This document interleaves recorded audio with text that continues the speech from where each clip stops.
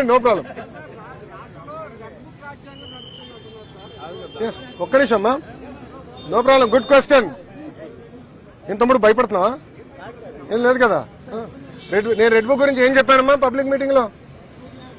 ఏ అధికారులైతే చట్టాన్ని ఉల్లంఘించి ప్రజల్ని కార్యకర్తలు ఇబ్బంది పెట్టారో వాళ్ళని వదిలిపెట్టనన్నా. అంటే మీకు ఫండ్ చేసిన అధినేత పార్టీలో రాసలీలలు జరుగుతున్నాయి. నిన్న మొన్న అన్ని బయటకు వచ్చినాయి. అధికారులు కూడా ఇన్వాల్వ్ అయి ఉన్నారని పాపం మేడం గారు వచ్చి చెప్పారు. అవన్నీ ఎంక్వైరీ చేయాలి కదా. చట్టాలను ఉల్లంఘిస్తే ఎంక్వైరీ చేస్తా. అది నా రెడ్ బుక్ లో ఉంది. ఎందుకు భయపడుతున్నారు అందరూ? నాది రాజారెడ్డి రాజ్యాంగం కాదు స్వామి. నన్ను ఆపేదానికి మీ ఇన్వెస్టర్ జగన్మోహన్ రెడ్డి గారు ఆనాడు జియో 1 తీసుకొచ్చాడు. ఆ రోజే చెప్పా మడిచి ఎక్కడ పెడతావు పెట్టుకోపో అని. అదే జగన్మోహన్ రెడ్డి గారు ఈ రోజు రాష్ట్రంలో ఎక్కడ తిరగండి వెళ్తున్నారు. Z+ కేటగిరీ సెక్యూరిటీ ఇచ్చి మరి పంపిస్తున్నాం ఆయన్ని. ఇంకేం కావాలి ఆధారాలు నీకు? సార్ ఋషికొండ ప్యాలెస్ లోపల ఏముందో ఇంకా నేను చూడాల్సిన అవసరం ఉంది. అంత డబ్బులు ఎట్లా ఖర్చు అయిందో నాకు అర్థం అవట్లా. అంటే ఒక టబ్బు 30 లక్షలు అంటున్నారు. ఇట్లా అనేక వార్తలు వచ్చినాయి. నేను ఫోటోలు చూశాను, వీడియోలు, అంటే మీరే వెళ్ళి వీడియోలు తీశారు. అక్కడ ఛాంబర్ ఉన్నట్టుంది ముఖ్యమంత్రి గారు. అదే దాదాపు ఒక 2 నుంచి 3 వేల స్క్వేర్ ఫీట్ ఉంటుంది అనుకుంటా ఒక్క రూమ్. అంత అవసరం లేదు ముఖ్యమంత్రి గారు, అంత రూమ్ అవసరం లేదు. నాకు కొంత అవగాహన ఉంది ఆ సబ్జెక్ట్ మీద. అడ్డాగోలుగా ప్రజాధనాన్ని ఖర్చు పెట్టారు. దానికి దేనికోసం వాడాలి అని అనేది మళ్ళీ చర్చించాల్సిన అవసరం ఉంది. Yes sir. గిరిజన ప్రాంతంలోనే విద్యార్థులు స్కూల్కి వెళ్లే విద్యార్థులు చాలా వసతులు లేకుండా ఇబ్బంది పడుతున్నారు. అవును. స్కూల్కి వెళ్లే ఇబ్బంది కూడా చాలా పడుతున్నారు. అవునండి. వాళ్ళు స్కూల్కి వెళ్ళే మార్గం కూడా వాగులు దాటి వెళ్ళాలి. అవునండి. దాని నుంచి ఏ విధంగా వాళ్ళకి మీరు చూస్తే గత ప్రభుత్వం ఒక కార్యక్రమం చేపట్టి దాదాపు 9,000 కోట్ల రూపాయలు ఖర్చు పెట్టారు. 5 సంవత్సరాల్లో 10 లక్షల మంది విద్యార్థులు ప్రభుత్వ పాఠశాలలకి వెళ్లకుండా తగ్గిపోయారు. అంటే 45 లక్షల నుంచి ఇప్పుడు 35 లక్షలు పడిపోయింది. గత ప్రభుత్వం చేతగానితనం వల్ల జరిగింది. నేను కౌన్సిల్లో కూడా చాలా స్పష్టంగా చెప్పా, విద్యా వ్యవస్థను ప్రక్షాళన చేయాలి, ఒక రోడ్ మ్యాప్ ఏర్పాటు చేయాలి. 5 సంవత్సరాల్లో ఏమేం చేయబోతుందో చాలా స్పష్టంగా చెప్తాను. అది ప్రజల ముందలు పెడతా, మన టీచర్ సంఘాలు, ఉపాధ్యాయుల సంఘాల ముందలు పెడతా, అందరూ అభిప్రాయాలు తీసుకున్న తర్వాత అమలు చేస్తా. 4 సంవత్సరాలు నాణ్యమైన విద్య ఎట్లా అందించాలి. అదేవిధంగా గతంలో అనేక జియోలు ఇచ్చి ప్రభుత్వ విద్య పిల్లలకి దూరం చేస్తున్నారు. దాంట్లో భాగంగా కొన్ని పాఠశాలలు కూడా మూసేశారు. అది కూడా నేను స్టడీ చేస్తున్నాను. ఎందుకంటే లీగల్ ఇష్యూస్ ఏంటనేది అది కూడా స్టడీ చేసి తొందరలోనే సంఘాల ముందరికి వెళ్తా, ప్రజల ముందర వెళ్తాం.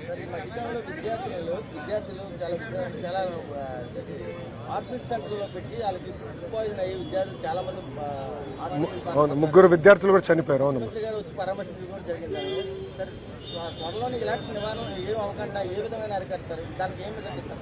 ప్రధానంగా నేను ఇప్పుడు అధికారులు చెప్పింది ఏంటంటే, ఏ పాఠశాలలో ఏ విద్యార్థి చదువుతున్నారు ఎన్యూమరేషన్ పకడ్బందీగా చెయ్యండి. నాకు క్లారిటీ ఉండాలి. దాని తర్వాత ఇన్ఫ్రాస్ట్రక్చర్ ఎలా ఉంది, ఉపాధ్యాయులు ఎంతమంది ఉన్నారు, మౌలిక వసతులు అన్నీ ఉన్నాయా లేవా.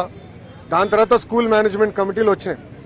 వాళ్ళ నాయకత్వంలో ఇన్ఫ్రాస్ట్రక్చర్ ఎట్లా క్రియేట్ చేయాలి, మెంటరింగ్ అంటే పిల్లలు కానివ్వండి ఉపాధ్యాయులకి కొంచెం కూర్చొని మాట్లాడి ఎలా స్కూల్స్ ఇంప్రూవ్ చేయాలి అని దానిపైన మేము చర్చిస్తాం. దాన్ని ముందలు తీసుకెళ్తాం.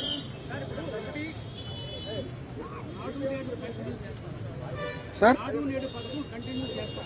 మనబడి మన భవిష్యత్తు కింద కంటిన్యూ చేస్తున్నాం సార్.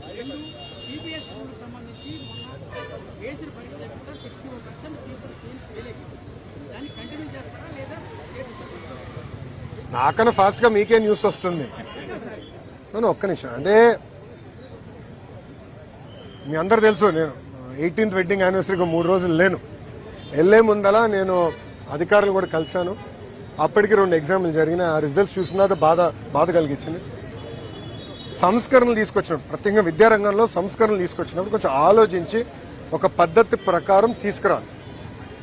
నేను మంత్రి అయిన వెంటనే అధికారులు వచ్చి గత ప్రభుత్వం 1000 ప్రభుత్వ పాఠశాలలో సిబిఎస్ఈ సిలబసే కాదు సిబిఎస్ఈ ఎగ్జామ్స్ కి వెళ్ళాలని నిర్ణయం తీసుకుంది అని అడిగాను. నేను కూడా సిబిఎస్ఈలో చదివినోడిని, 10th లో సిబిఎస్ఈ బోర్డ్ ఎగ్జామ్ అపియర్ అయ్యా. నాకు తెలుసు ఎంత కష్టంగా ఉంటుందో అది. అప్పుడు నేను అడిగాను, ప్రిపరేటరీ వర్క్ జరిగిందా, యూనిట్ టెస్టులు జరిగినాయా, క్వార్టర్లీ టెస్టులు జరిగినాయా, ప్రీ ఫైనల్స్ మనం నిర్వహించాలి కదా, ఏమన్నా ప్రిపేర్డ్నెస్ టెస్ట్ చేశారా అని అధికారులు అడిగారు. లేదండి, గత ప్రభుత్వం ఏకపక్ష నిర్ణయం తీసుకుందన్నారు. అప్పుడు నేను అధికారులు కోరిందంటే లెటెస్ట్ డూ అసెస్మెంట్. ఇప్పుడు పిల్లలు డైరెక్ట్ గా ఎస్ఎస్సి ఎగ్జామినేషన్ తీసుకెళ్లి సిబిఎస్ఈలో వితౌట్ ఎనీ ప్రిపరేషన్ పడేస్తే పిల్లలు చాలా ఇబ్బంది పడతారు. పరుపాటున ఎవరన్నా ఫెయిల్ అవుతే జీవితాంతం ఆ బాధ ఆవేదన వాళ్ళు ఉంటుంది. మనం కూడా చూసాం గతంలో కొంతమంది విద్యార్థులు ఒక్క సబ్జెక్ట్ ఫెయిల్ అయినందుకు ఆత్మహత్య కూడా చేసుకున్నారు. నేను పాదయాత్రలో చూసాను. ఆనాడు నేనే చెప్పా, అరే మంగళగిరిలో ఓడిపోయా ఏమవుదు, మళ్ళీ 5 సంవత్సరాలు నేను కష్టపడితే అక్కడనే గెలుస్తాను. ప్లస్ అదే నిజమే. సో విద్యార్థుల భవిష్యత్తు అనేది చాలా కీలకమైంది, చాలా జాగ్రత్తగా ఉండాలి. వాళ్ళ 2 ఎగ్జాంపుల్ నేను రిజల్ట్ చూసాను, మిగతా ఎగ్జామ్స్ రిజల్ట్స్ ఆనాటికి రాలేదు. దాని తర్వాత నేను కేబినెట్ మీటింగ్ జరిగింది, మళ్ళీ ఇటు వచ్చేసాను. రేపు ఎల్లుండి వాళ్ళతో సమీక్ష చేస్తాను, దాని తర్వాత ఒక నిర్ణయం తీసుకుంటాం. కానీ సంస్కరణలు ఏం తీసుకొచ్చినా ఎన్డీఏ ప్రభుత్వం ఒక పద్ధతి ప్రకారం అమలు చేస్తాం. ఏ సంవత్సరంలో ఏ సంస్కరణ అమలు చేస్తాం, 5 సంవత్సరాలు ఎలా తీసుకెళ్లాలనే ఆలోచన మేము తీసుకుని ప్రజల ముందర పెడతాం.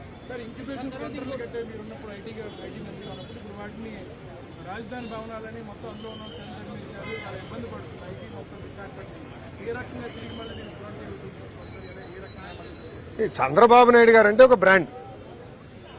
చంద్రబాబు నాయుడు గారు ఎప్పుడైతే ప్రమాణ స్వీకారం చేశారో ఆ రోజు నుంచే పెద్ద ఎత్తున పారిశ్రామికవేత్తలు వచ్చి ఆయన కలుస్తాం జరిగింది. దాంట్లో భాగంగా ఐటీ ఎలక్ట్రానిక్స్ సంబంధించిన అందరూ కూడా నేను కలుస్తాం జరిగింది.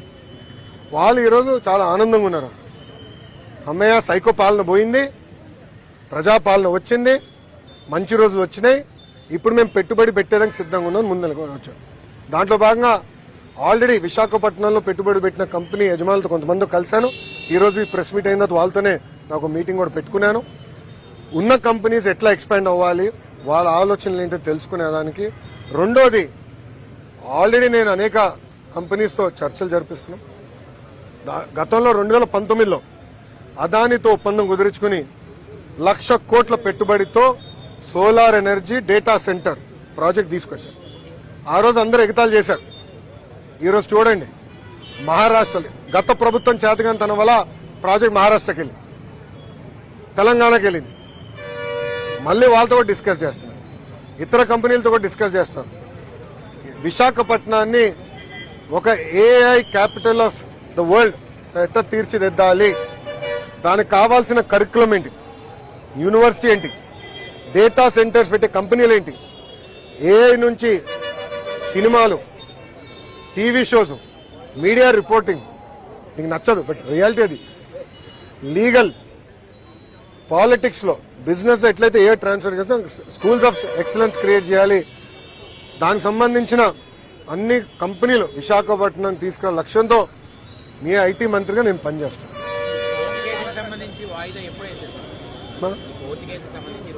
అక్టోబర్ 18.